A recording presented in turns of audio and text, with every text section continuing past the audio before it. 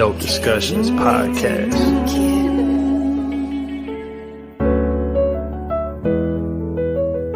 Dope Discussions, Gator Erica, woke discussions. Mob ties, how they rock and think they both was cousins. Gifting you with their words so you might know you something. Just go and look for them live, they do it every Sunday. Every Sunday. And we gon' bring you that dope. And we gon' bring you that dope. It's Gator Beater, baby. Main state to state, baby, coast to coast.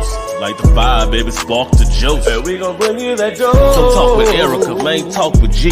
And all you gotta do is talk with me. And we gon' bring you that dope.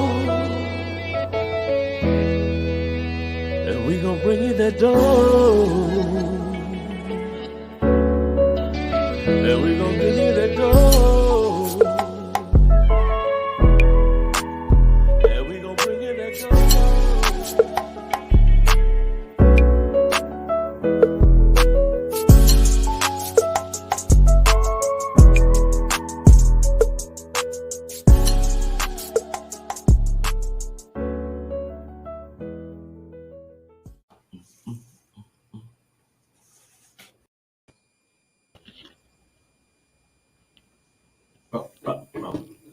And we gonna bring you that dough. Yeah. And we gonna bring you that dough. Yeah, all right. Hello, everybody. Welcome back to another dope discussion. How are y'all doing this Sunday? I'm hoping they're doing good. I'm hoping that they're doing great. They'll be even greater when the Saints pull out this win today. Yes, I already see it. Hey, Missy. Missy say hello. And who that, Gator? Who that, Missy? What's going on? How you doing? Welcome. Hey, Q. What's up? How you doing? Q, the Saints gonna win and the Cowboys gonna lose as usual. Yeah. How about them Cowboys? You know what though? I can't say nothing negative about them. I mean, I can, but I won't. John, what's going on? How y'all doing this beautiful Sunday? How you doing, Gator? Man, I'm doing pretty good. I feel like I didn't even have to sweat coming on the show tonight. You know how I usually reach out to you and I'll be like, oh, look, we got a big thing going tonight. We better postpone the show or make the show early or something like that. You remember when the Patti LaBelle and Gladys Knight versus happened? We were like, no, we got to move the show. Yeah. I didn't feel like I had to move the show tonight because I felt like this was the foregone conclusion that the Saints was going to win this game tonight. So I just was like, okay, well, it's no big deal. Right. Well, I'm still supporting.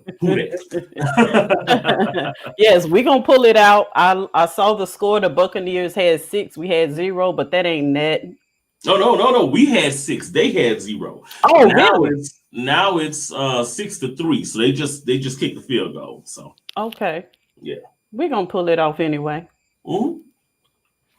Well, thank y'all, everybody. Viewers and listeners, thank y'all so much for tuning in to this show. This is a very important topic that we're going to be discussing today, and we have some awesome guests coming on to share with us on this topic, to share their experiences, to share their expertise. Mm-hmm. And we just want to dig into this. This is something that we don't talk about enough. No. And Gator, as a Black man, I'm pretty sure this is an important topic for you. Heck yeah, definitely, because I think this is a topic that affects us significantly, and I think that we definitely have to bring more attention to it because, at the end of the day, a lot of the problems that we have as a culture center around this topic. Definitely, because I've seen a trend, even in the past, maybe like 10 years. The women have really gotten on the train of taking care of our mental health and being more vocal about it and making it more normal to talk about it and to actually practice it. But it's taken our men a lot longer to catch on. Yeah. And so that's what we're going to talk about, because most of the time, a lot of our mental health issues are stemmed from y'all. Oh Lord. You know what? I will say this. Now, not necessarily that. I feel like as men, many times, we're told as black men to suck it up and just to be a man and just to so while women are and black women are directed at dealing with the issues, black men are told that you don't have an issue, that you just need to man up, that you just need to do those things. When in actuality, we need that. I mean, we went through the same things. And I can say, honestly, a lot of people say, well, it's because we were put in slavery, it's because of all that. Well, a lot of black men were definitely downtrodden by slavery, downtrodden by Jim Crow, downtrodden by all of these things, significantly to where they weren't even considered as men. So I think even more than women, black men have dealt with heck, all you got to do is turn on the TV every night and you see the atrocities that happen to black men around this country. So I think that we really need that guidance as far as when it deals with mental health. Yeah, if we're not having those conversations and if we're perpetrating our men to bottle it up and just suck it up and just deal with it and take it, the problem is only going to get compounded and then it's going to be passed down from generation to generation. So we want to be the catalyst to start the conversations, to keep them going and to make this normal in households, to talk about, not be swept under the rug, because our families, we were taught, what goes on in this house stays in this house. You keep our family secrets and stuff like that. And so we want to knock down all of those stereotypes and we want to make it better for, our children. So without further ado, I'm ready to bring out our special guest. We had two special guests. One of our guests was having a lot of technical difficulties, so he's not going to be able to join us tonight, but we still have Mr. Shaughnessy Haynes coming on. Here he is. Thank you so much, Shaughnessy, for joining us. Thank y'all for having me. How are y'all doing tonight? We're doing good. How are you? Doing great. Great. Doing well, man. I see you looking up at that monitor. He Breeze just threw an interception, man. Oh no! They tell me that. Yeah, the Saints down 10-6 now. It's all right. It's all right. Yeah, they go down. Enough time. Well, thank you for joining us, Shaughnessy. Why don't you go ahead and introduce yourselves to our viewers and listeners? Tell them who you are, what your background is. Yeah, definitely. Shaughnessy Haynes. I'm a native I'm a current resident of Prairieville, Louisiana, by way of Springfield, Louisiana. Born and raised in Springfield. Went to school there my whole life. High school, graduated there. Bachelor of Arts degree from Southeast University in marketing. Member of Kappa Alpha Incorporated. Also, I've been in retail management for about 20 years now. So I'm director of store operations for a large retailer. Also have wrote 3 books over the last 5 years. I have 3 books on Amazon right now. So I'm a published author as well, blogger. My brand is When a Gentleman Speaks. So you can find me on Instagram under King Hangs _wags. Married, got a wife, 3 kids, two boys and 1 on the way. So 15-year-old son, 2-year-old son, and my wife is pregnant right now. She turned 30 weeks today. So getting close to having another little boy. So congratulations. I appreciate it. So father of kings, about to be 3 kings. Yes. And I'm also a licensed realtor in the state of Louisiana. Yeah. Now looking to buy some houses or sell your house, hit me up. Yes. Congratulations on that too. That was awesome. Thank you. So we just need to go ahead and replace everything with just hustler. That's me. Hustler. Gotta get it every day. Well, I want to thank you so much for joining us for this important conversation. And I know you and I have been Facebook friends for some years. Oh, yeah, definitely. And I've paid attention to a lot of your posts, and you share a lot of real inspirational encouragement for Black men in our communities. And I appreciate that. I applaud you for that. And you and I are supposed to be, partnering on some things Yeah. for women and men to kind of bridge the gap and get together and work on, our differences. So, yeah, I'm looking forward to that. But for this conversation, we want to be talking about Black men taking care of their mental health. And I remember a post that you made a few years ago, and you were saying, you had a little battle with depression I did. yourself. Hmm. And that's great that you actually vocalize that to let other men hear that, because once we can hear, once men hear another man and they can put a face to it, and then they know that you're somebody that's down to earth, that they can actually touch and talk to, it makes the problem so less, taboo Right. and swept under the rug. So kind of give us a background on your experience with mental health. Yeah, I have to probably say it started when I was younger. Of course, I didn't realize it when I was young. I was a teen. And my mom, well, my parents, they were like excellent parents. My mom and my dad, they did, all they could for me and my brother.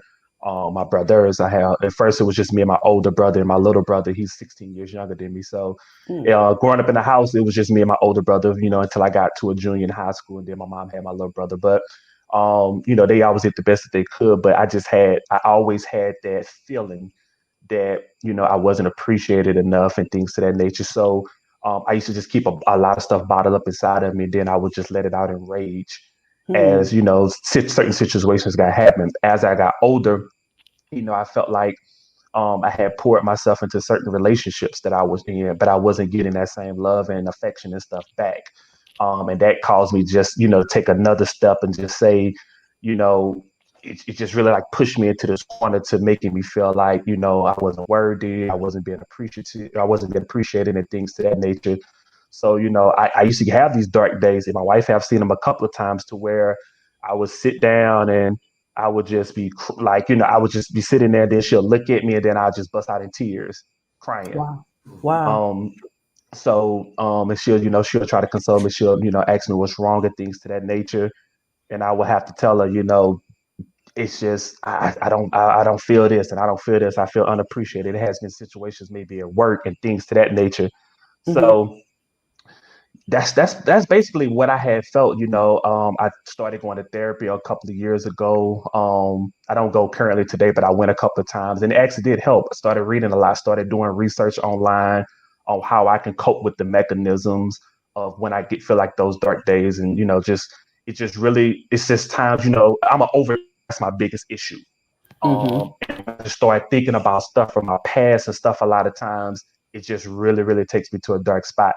And I just always, like I said, I always had that sense that I just wasn't being appreciated enough. And it makes you want to give up a lot of times because it's like, what am I doing it for? What am I continuing to pour into other people when I feel like they're not pouring back into me that same exact, what I'm giving out. So that's what used to take me to those dark days. And I think a lot of other people experience that same feeling a lot of times. They probably just don't know how to express it, especially people that go through their life that feel like, I don't feel appreciated enough. I don't get enough respect and things of that nature. You have people that's very, very successful in their life. Hmm. And do you have people that surround them that's just be like, oh, okay, that's just a degree. Oh, that's just that accomplishment. I feel like sometimes you have to give people their flowers while they're still alive. And I just think that we work hard to be in the positions that we in. And sometimes you just want that pat on the back to say, great job. And if you don't get that, then it's like you're questioning yourself, what am I doing this for? Right, right. So what was the turning point? Like, what made you kind of make that decision to say, I think I need help that's more than myself. I can't do it by myself. I need some outside help. Because at this point, I was over the age of 35, and I knew if I couldn't fix it on my own, I was going to have to seek some other remedies to get it fixed. I was going to have to talk to somebody about it to see if it was I'll do like research on my own just to see if it was other avenues to release what I had bottled up inside of me. And, once I started doing that research and once I took that path to make sure that I took the necessary steps to make me better is when I started feeling better. I started being able to release a lot of stuff. I started being able to understand a lot of stuff of Hmm. why it happened to my past. I got into, I was always a Christian faith and stuff. I went to church ever since I was younger. But as I got older and mature, I started understanding why certain things happen. And it's not to break you, it's to build you. And I Yeah. felt like, I may have been one of those examples that God was, testing me a lot of times in, because he knew that the end result would be greater than what the test was. So until I got to that point of realizing, I can't fix this on my own if I keep bottling this stuff up, even in relationships, biting your tongue, because Mm. you want to not, you're trying to avoid a fight, and you don't want to, just stuff like that from my past. And when you bottle all that stuff in, and you're not communicating and you're not expressing how you feel, it's going to make you explode one day, and it's going to take you Mm-hmm. to a dark spot. And it's really, really a dark spot. Not to the point to where it's suicide or anything like that, but just I don't want to deal with anybody. That type of dark spot. Mm-hmm. Yeah. What about you, Gator? So one of the things that you've mentioned that's really that's a profound thing is that you said it's nothing that your parents did No. necessarily. They were great parents, and I think as black men sometimes we could buy into the drama. We can sit back and we can say that, okay, well, it's because I've been oppressed, it's because I've been, Mm-hmm. but sometimes it's not that. Sometimes, as a man, it's just that you're a man, Yeah. and you deal with drama and you deal with stress daily, and sometimes you just don't have the right facets to deal with it. Mm-hmm. That's why when you mention therapy, that's actually important. And I hate saying it, but many times in the black community, we look at therapy as being, oh, you crazy.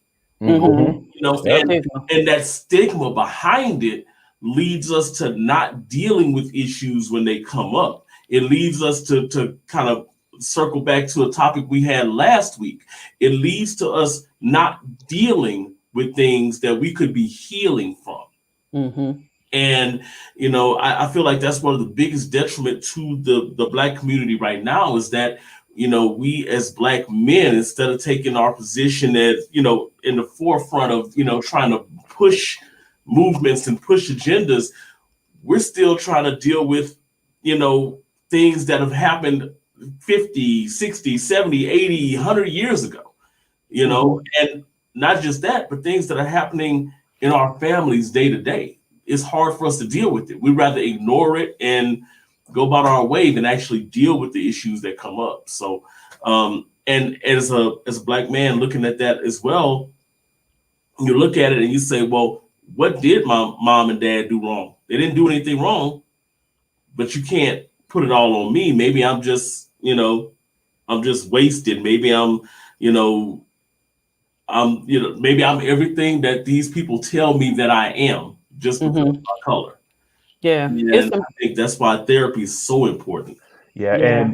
and just to add to that, sometimes you could also feel like guilty by association, because as you Yeah, get older and you notice one thing, you start realizing what your parents went through, the sacrifice made for you, making you question yourself. It was like, yeah, damn, I could have done this better as a child and make my mom's life easier, or my dad's life easier, and things to that nature. So, you start thinking like, man, can I do more now? And then if you're in a situation where you feel like you can't do more for them, now that takes you to another dark spot, because it's like, man, I should be in a position where I could do more and so forth. So, even as a 20-something year old, I thought that way, and I'm just like, man, I just really want to do this more for my parents. But in that time, I wasn't in a position, still in college and things of that nature. You're still trying to work your way through.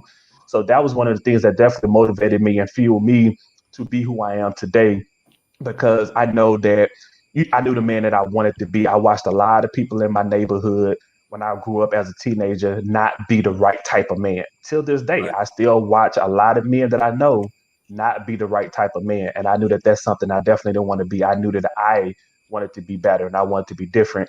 And in order to be that type of man, you got to have a clear mind. So I had to get out of all of that dark space that I was in one period in my life.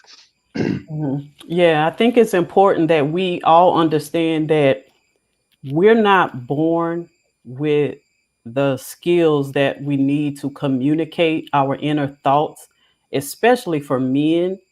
And especially as y'all are raised as boys and y'all are taught to suck it up, and men don't cry, men don't have Right, emotions. right. That's a female thing, you being soft or expressing your emotions. And so that's created a culture of men who keep it bottled inside, and then they haven't been taught the skills to be able to express themselves. And a lot of times they walk away from situations like you were mentioning when you're in relationships and you're trying to express certain things to your partner, you don't really know how to communicate it in a way that it will be effective, that they will receive it. And so instead, you would just avoid the situation totally and just shut down and not even talk about it. So, it's important that we create safe spaces, men and women create safe spaces for each other to be able to share our emotions,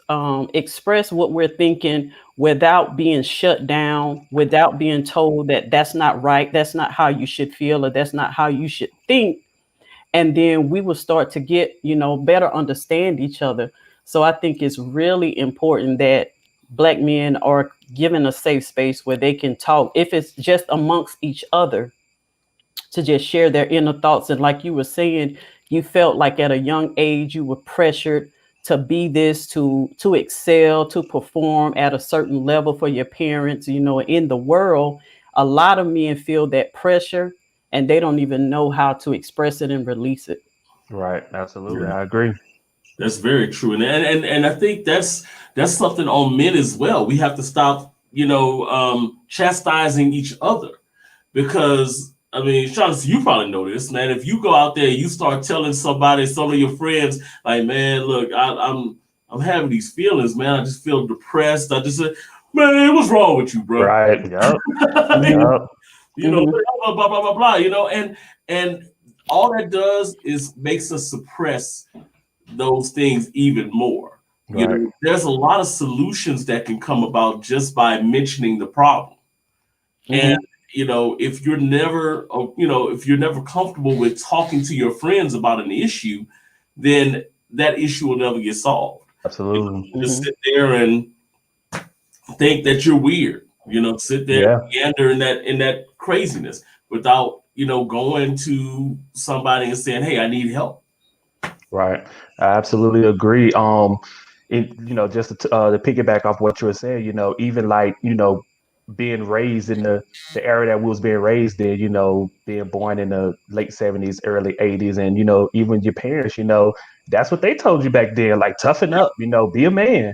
So, that's something that you heard from an early age. So as you became a teenager, it's like, and teenager and young adult, it's like you bottle a lot of that stuff on the inside, and as Black men, a lot of times you don't know how to release that. And a lot of times Black men release that anger out into domestic violence or child abuse, any other situations where the crime is that nature. And that's why, we have to make sure that we find some type of outlet in therapy for, our Black men at a younger age, especially if they deal with anything traumatic in their life or any experiences like that at a younger age, so they can go through that process of healing.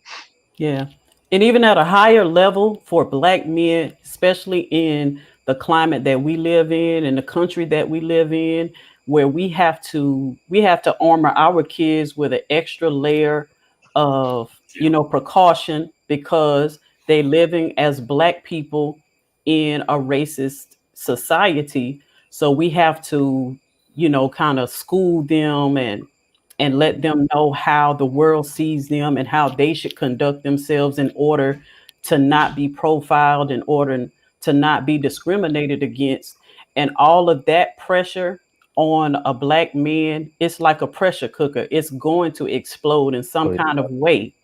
If we don't give them an outlet to let that stuff out, it's either going to come out in the household, it's going to come out at the job, it's going to come out somewhere. And a lot of our Black men, they use a lot of coping mechanisms like alcohol, sex, spending money, Drugs, drugs, all those unhealthy coping mechanisms, because they don't know how to express themselves in a healthy way. That's very true. And I'll go as far as to say that a lot of the problems that we have in our society, as far as overcoming the thoughts and the procedurals of racism and everything, come from the fact that we're told that we need to get over certain things. We're told that we don't need to overcome. We're told that we don't need to get out there and work in reforming racism or reforming social justice, norms and all those types of things. We're just told that we just need to play our position, to play our role, and just do what you need to do. And I think that a lot of times, we as Black men don't speak up when we need to speak up because of those things, because we're not dealing with the trauma that we've, you can't heal from something if you're not dealing with it. So if we don't deal with the trauma and we continue to just hide from it, then we'll never advance. And I think that's had an effect, not just on Black men, but the Black community altogether, because whatever affects us affects the rest of the community.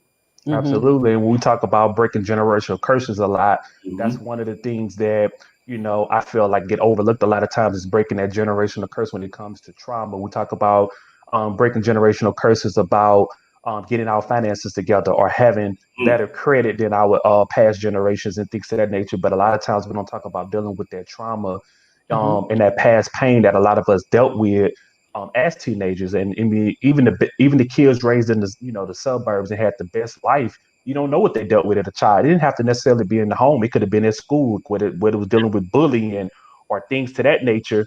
And that's just the type of things that you have to look at as you become older, and because a lot of times we deal with stuff that people keep in bottled inside of them to their 40, 50 years old, and then at that point it's like you're trying to do damage control to try to repair their mind and their feelings and things to that nature.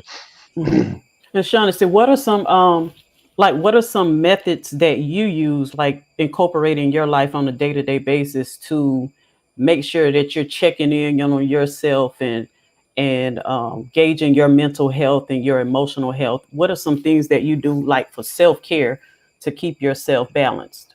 The biggest thing for me is the gym. That's like the biggest for me. I wake up in the morning every morning at 5:30 a.m. and go to the gym. Like I tell my wife all the time, that's like my release and my outlet. Just going in there, working out, letting out some steam and stuff to that nature. I read a lot.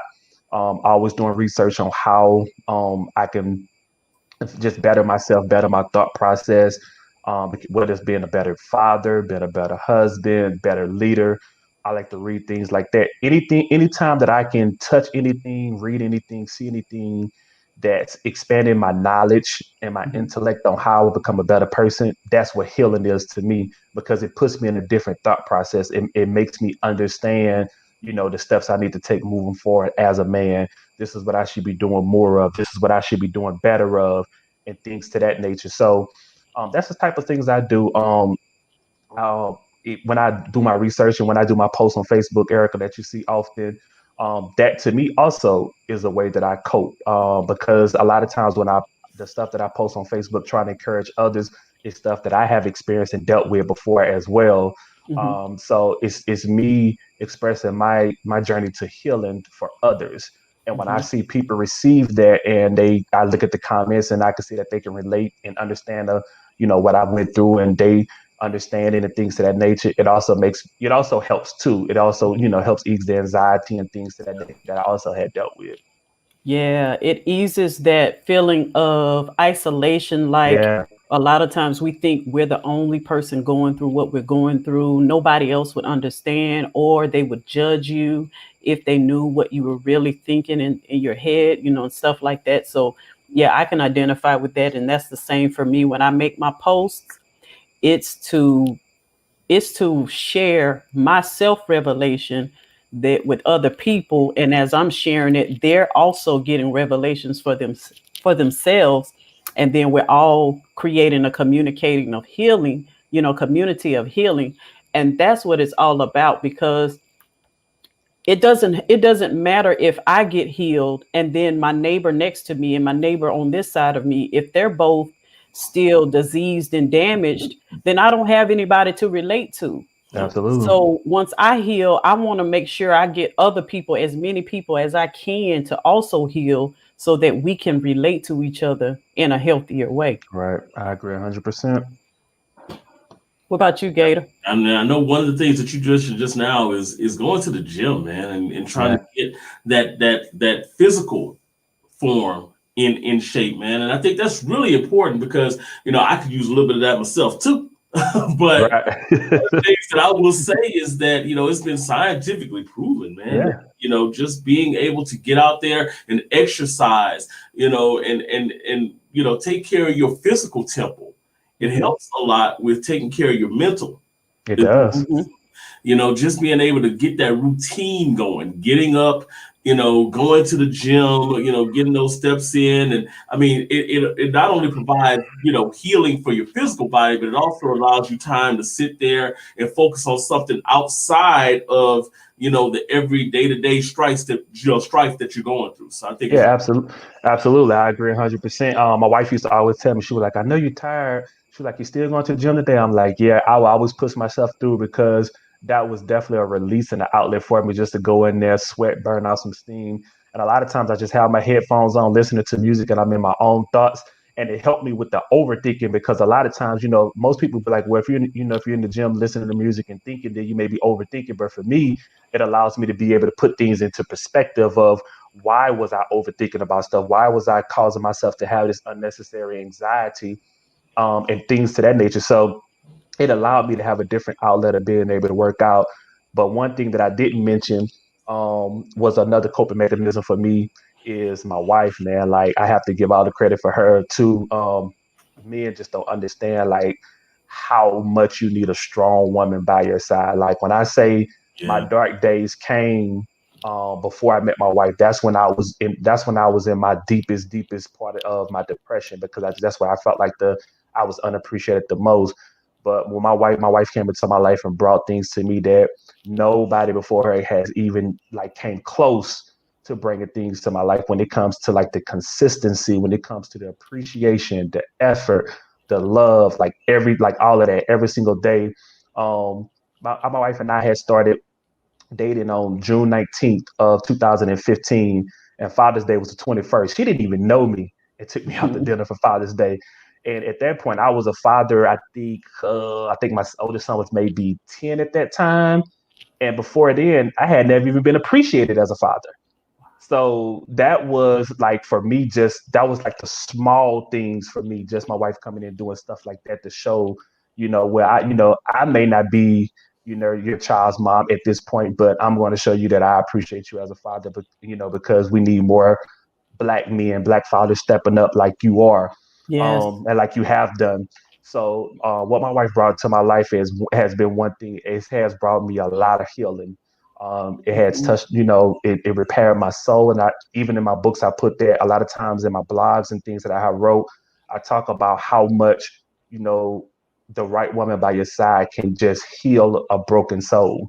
And Yeah. a lot of men just don't understand that, just a lot of broken men I see on social media every single day. They're talking women because they're still hurt and they're not taking that necessary time to heal. And when I Yes. and I try to educate them, a lot of times they don't want to hear it, but it's not going to stop me from pushing forth the message Hmm. that I have to get out, that you don't understand how much your life will elevate when you have the right woman by your side.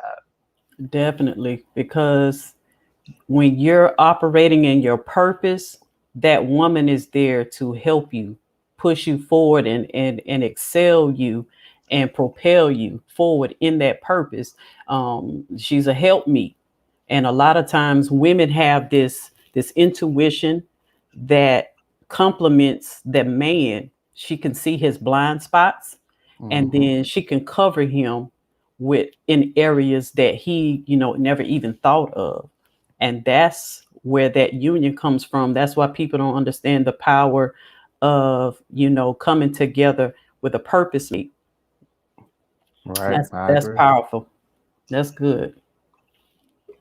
Let's see. We got Gator back. Gator fell off. Oh,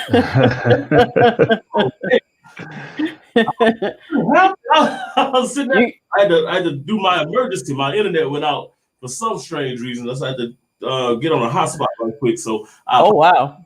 I Yeah, he was just talking about the power of having the right woman by his side and how his wife came into his life and just covered some of those areas that were left uncovered and filled in some of those gaps that were open and just Mm. complete that puzzle.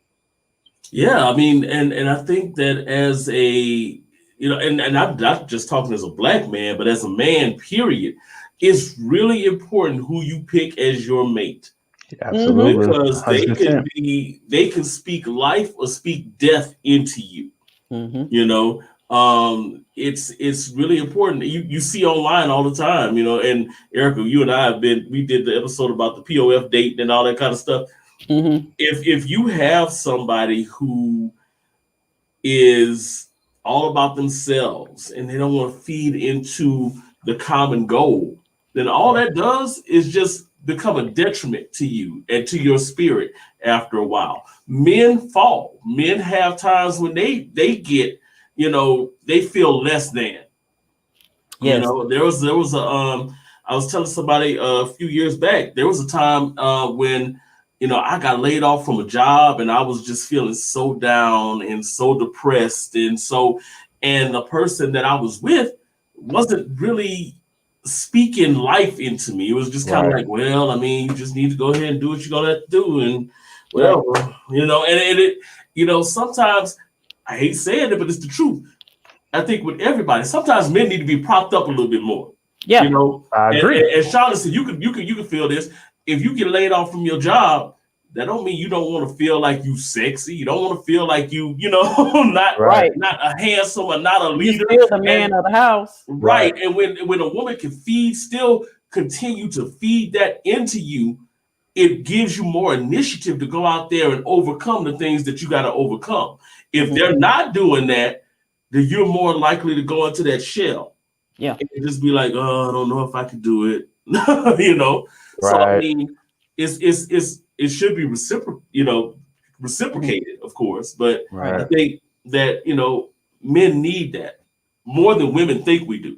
Right. And here's something else I wanted to touch on before we close out the spiritual and the religious aspect. Mm, A lot of us have been raised to just pray it away.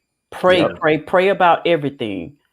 But God doesn't work that way. He's not like a genie in a bottle. He's just going to zap Right. you and make you okay. We Hmm. have been, and that's why we've neglected our mental health for so many years Yeah. because we've been waiting for him to fix us when he's already given us the tools to fix ourselves or to go seek the help that we need. It's okay to pray and then go to therapy Right. because God also made the therapist and God blessed the therapist with a skill to be able to help you deal with your mental health issues and be able to Yes. talk about your inner emotions. But a lot of people are too religious and they Mm, feel like if you're going to see a therapist, then you don't believe in Jesus Christ. And that's a stigma that we need to break out of so that we can get more people to go get the help that they need. Yep, I agree 100%. And a lot of times, I agree with exactly what you said because you have to be able to put the work in. yeah. God gives you the ability, He gives you the tools and everything that you need to succeed, but you have to put forth the effort and the work in order to sustain it and also achieve it. And a lot of times, like you said, I see people a lot of times say pray for it, pray for it, pray for it, Hmm. and things to that nature. But and praying is good. God do want to hear from us, but a lot of times He wants to see us Mhm. put forth the Right. effort in order to making ourselves better, in order to taking the necessary steps to learn, to educate yourself, and everything that's going to benefit your mental wealth. Yeah. Exactly. I mean, a lot of people forget that verse about faith without works is dead. Hmm. There you go. You can pray all you want to, but if you go just sit down in your living room and just pray and pray and pray, I mean, you're not getting out there and doing the work that's necessary for those prayers to come to fruition. So yeah, you got to get out there and do it, man. Yes, absolutely. Yes. Well, this has been an awesome conversation. Again, thank you so much, Shaughnessy, Absolutely. for Thank y'all for having me. I really, really appreciate it. Yeah, we thank appreciate you coming on, man. yes. So before we get out of here, just tell everybody again where they can contact you or follow you or communicate with you. Yeah, definitely. Facebook.com/Shaughnessy Haynes. My name is at the bottom of the screen if y'all can see it, how to spell it. On Instagram, King Haynes, Haynes. My last name _Wags. That's the main two I'm on. I don't do like Snapchat or Twitter and things like that. So that's the two that you can find me on the most. I try to post inspirational stuff. A lot of times things from projects that I'm working on, whether it's blogs or books. So definitely make sure you follow me. Oh yeah. Awesome. Well, And it felt good to have somebody with, you know what I'm saying, a guy on, because usually we have a lot of women on. Yes. So I don't feel so lonely tonight. No, don't you act like you don't be looking at them women when we have Hey, you know what? Look, try to get the deep voice. I love you, ladies. I really do. Yes, Tanisha, you are right. Prayer requires action. It does. All right, so we are out of here, y'all. Thank y'all so much for tuning in for this episode of Dope Discussions. Y'all join us again back here next week, 6:30 Central Standard Time, and we will see y'all 7:30 Central. I mean 7:30 Eastern. Sorry. Who that? Who that?